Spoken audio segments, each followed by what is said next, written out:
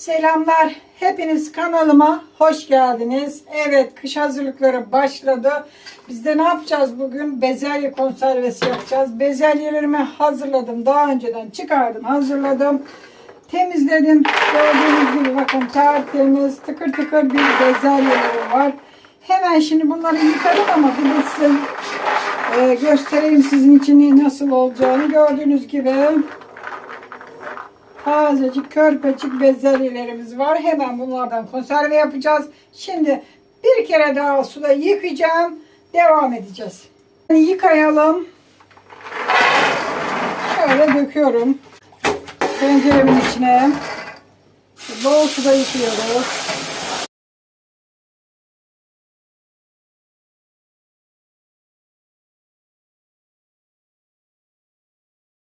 Evet, bezelyeleri yıkadım. Şimdi hemen tencereme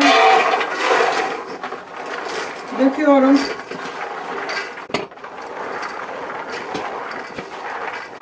Kolay bir şekilde hazırlayacağız. Saatlerce uğraşmayın arkadaşlar. Bu yöntemle de asla bozulmuyor. Şöyle. Tamam. Hemen tencereme döktüm bezelyeleri. Tenceremizin içine şimdi su döküyoruz. Ne kadar? Şöyle bezelyelerin üzerine çıkacak kadar. Bakın çok da fazla değil. Birazcık daha dökelim. Tamamdır. Şimdi ocağı yak. Evet, ocağımızı yaktık ve tenceremize koyduk. Şimdi kaynamasını bekleyeceğiz. Bezelyelerimiz kaynamaya başlayana kadar ben de hemen bu ocağı yakacağım. Ve biraz sıcak su hazırlayacağım. Bu sıcak suyu da kavanoz ve kapakları steril etmek için, bir de kavanozların güzel tutması için sıcak suda haşlama yapacağız. Şöyle bir karıştıralım. Böyle arada bir köpürmeler olur. Hiç sorun değil arkadaşlar. Şöyle azıcık arada alın. Köpürme olur normal. Şimdi kaynamasını bekliyoruz. Burada da sıcak suyumuz kaynama noktasına yavaş yavaş gelmeye başladı. Bezelyelerimiz kaynasın. Bezelyelerimiz şu anda neredeyse kaynayacak. Burada suyumuz da kaynadı. Hemen şimdi kavanozları ve kapakları steril ederim. Ocağı kapatayım. Diğer sıcak suyumuz kaynadı. Burada da gördüğünüz gibi kavanoz kapaklarımı hazırladım. Hemen bu sıcak sudan döküyorum ki garanti tutsunlar yani. Zaten tutacaktır da işimizi garantiye alalım. Şöyle bakın. Bu kaynak suyun içinde bunlar beklesin. Mümkün olduğunca sıfır kapak kullanın. İkinci el kullanacaksanız da bakın kenarlarına yamuk falan değilse kullanın. Evet, bunlar burada beklesin. Kavanozlarımızı getirelim.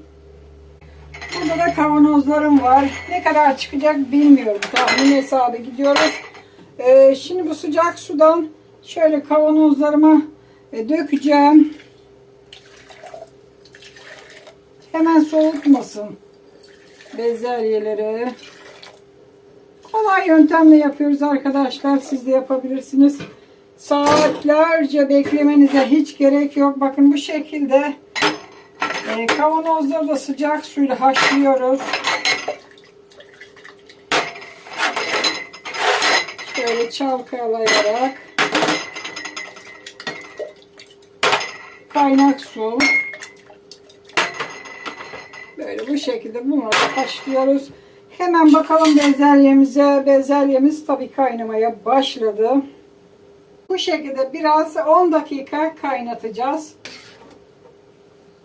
Bezelye çok çabuk pişen bir sebze. Bir 10 dakika kaynasın. Evet. Bakın tıkır tıkır şu anda kaynıyor bezelyemiz. Dediğim gibi bir 10 dakika kaynatalım.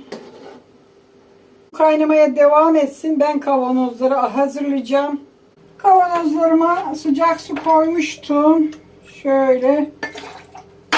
Hala sıcak. Hem steril olmasını sağlayacak, hem de bu sıcak su kavanozların çok kolay kapak tutmasını, yani bozulmamasını sağlayacak. Çünkü kavanozlar sıcak. Konservemiz sıcak. Evet. Bu kadar hazırladım ama ne çıkacak bilmiyorum. Yettiği yere kadar dolduracağım. Evet, bezelyelerimiz 10 dakikadır kaynıyor. Arada köpüklerini aldım. Başka hiçbir şey yapmadım. Şimdi ocağı kapatıyorum. Dolduruyoruz ve kavanozlara sıcak sıcak döküyoruz. Bu şekilde yaparsanız zaten asla bozulmaz. Bu suyu da ne yapacaksınız? Pişireceğiniz zaman dökeceksiniz. Güzel bir yıkayacaksınız bezelyeleri. Ve ne yapacaksınız? Yapın. Yemeğini yapın. Pilavlarda kullanın. Çünkü sadece bezelye, yani karışık yapmadık. Her şeyde kullanabilirsiniz. Salata olarak yanına garnitür yapabilirsiniz. Yani patates, havuç karıştırarak öyle salata da yapabilirsiniz. Her türlü olur. Şimdi biraz bu suyu fazla geldi arkadaşlar. Çünkü bezelyeleri bitiremedim. Çok az bir şey kaldı. Hemen bunlara bitene kadar koyacağım. Bakın hiçbir şekilde ziyan etmiyoruz. Evet. Şöyle kavanları da döküyorum. Tenceremde. Tamamdır. Şimdi 2, 4, 6 kavanozumuz çıktı. Hemen üzerine tuz ilave ediyoruz. Burada kaya tuzu var. Yarım kiloluk kavanoz olduğu için şöyle tatlı kaşığı ile 1 tatlı kaşığı tuz arkadaşlar. Bakın. Üzerlerine hemen bırakıyoruz. Şöyle bakın. 1 tatlı kaşığı tuz koyduk. Ayrıca biraz da şeker koyacağım. Yani bu tuz ve şeker bunun asitlenip hoşlamasını önleyecek ve taşmayacak, bozulmayacak. Bu şekilde bakın şekerini de ilave ettim, tuzunu da ilave ettim ve bu fazla geldi. Hemen buradan kapakları alıyoruz. Hemen şimdi sıcak sıcak kapaklarımızı kapatıyoruz.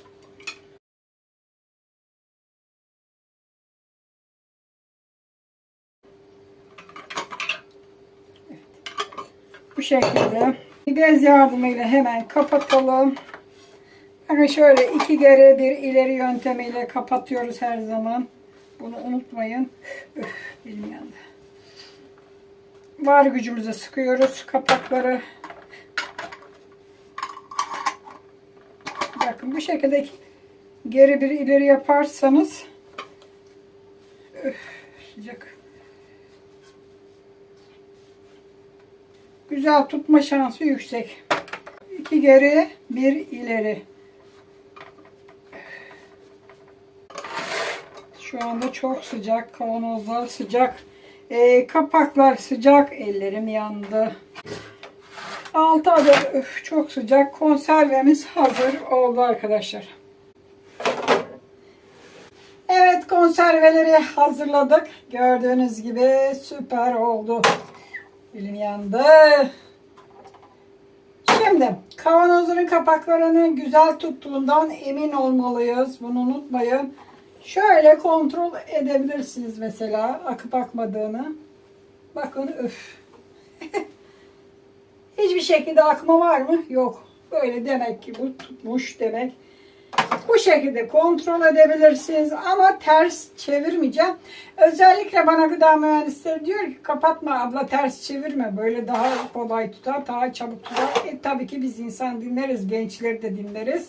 Bilgilileri de dinleriz. Biz analarımızdan gördüğümüz yöntemi bıraktık. Onların dediği yönteme geçtik. Şimdi hemen soğumaması için şöyle bir bez hazırladım.